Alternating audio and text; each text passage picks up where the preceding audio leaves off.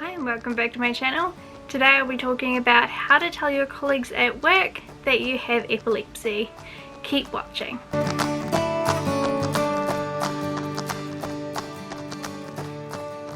Hi, my name is Chloe and I have epilepsy. Now that's not actually the way that I introduce myself in real life, and it's not the way that I introduce myself when I talk to my colleagues or any new staff members that come along to our school. So if you didn't know, I am a primary school teacher here in New Zealand and I'm about 7 months pregnant.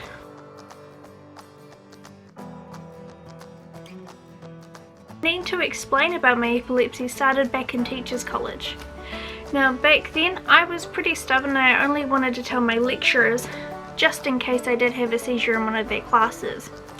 Now that plan went up in smoke in the very first week when I had a seizure in front of all of my classmates. So I decided that I needed to tell everybody just so they knew and they were aware and they knew what I wanted them to do. So I got up in front of everybody and I explained just a few things that I needed them to do. One being, please don't call an ambulance, because I hated going to hospital. I hated the whole process of just being sent home after a few hours when all I really needed to do was sleep. My first placement at Teachers College, I decided that I just need to tell my associate teacher and my principal. Now that was important and I did, but then I had a seizure in front of another teacher. I was lucky enough that my associate teacher was there and she knew what to do.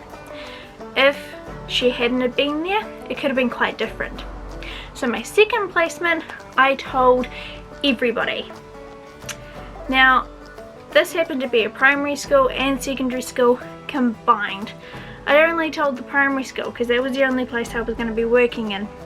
Someone in the secondary school found out about the seizure and I was actually kicked off that placement. I was asked to leave, and until I could provide a guarantee that I wasn't going to have a seizure, I was not welcome back. Luckily that is the only school I've had a problem with, but that's what happened with that one. So my last placement, I got up in front of everybody, first chance I got, and I told everybody. I went through my action plan, everybody got a copy, everybody knew, and by that time I had my speech prepared. I knew what I needed to say, I knew what they needed to know, and I just went through it.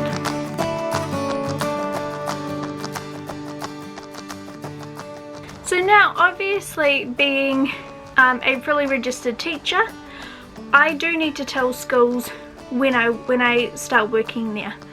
And this isn't necessarily something that comes up in the interview, but it is something that I bring up quite early on because it is still a problem for me.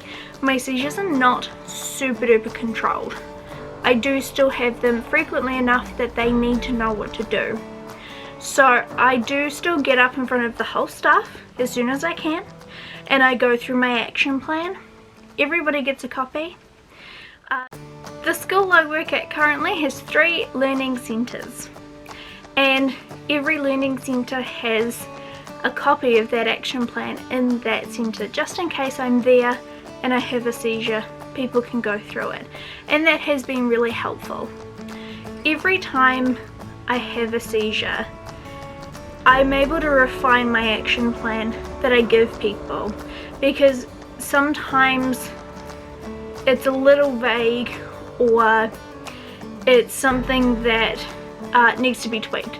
For example, my very first action plan had, it may take me about 20 minutes to come around.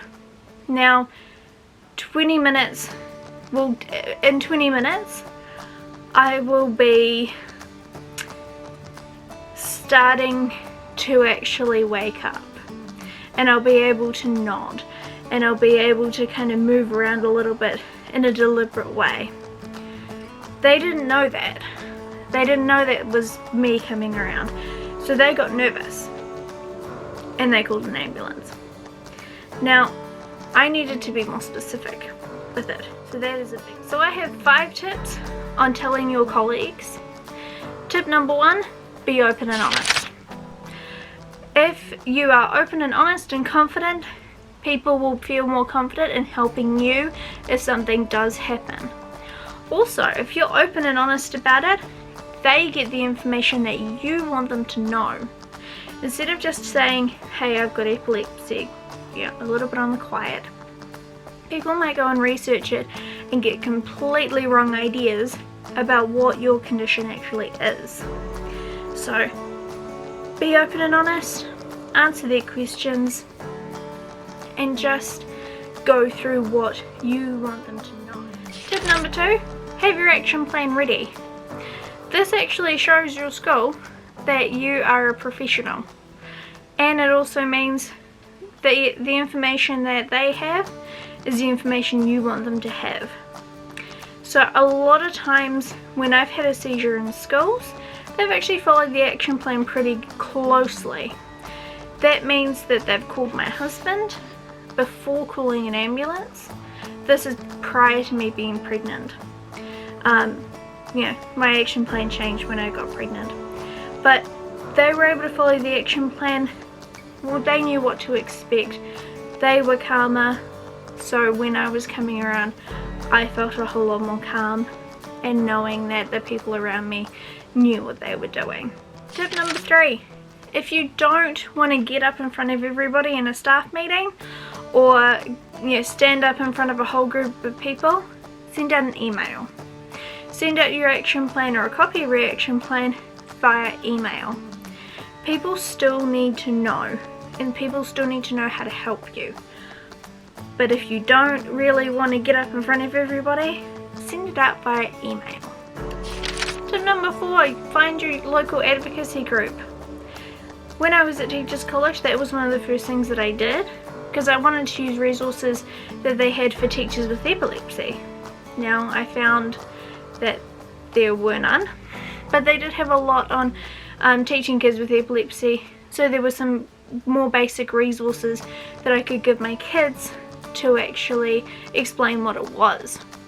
So you can always find somebody who might even come in and help you tell people if you want to go down that route. So find your local advocacy group. There will be someone there who can help you. Tip number 5, do what you need to do to keep yourself safe. Tell your colleagues your triggers. Tell them how to keep you safe. Because at the end of the day, you really don't want to have a seizure. So you want to make sure that your triggers are managed as best as they can. And make sure that they know how they can help to do that. In my next video, we'll be talking about how to tell your kids that you've got epilepsy. Now this varies between what age group you teach, so we'll be going over some of the differences between those. If you like this video, please hit that like button. If you want to see more videos, hit that subscribe button. I will see you shortly in my next video. And don't worry, no matter how daunting this might seem, you've got this.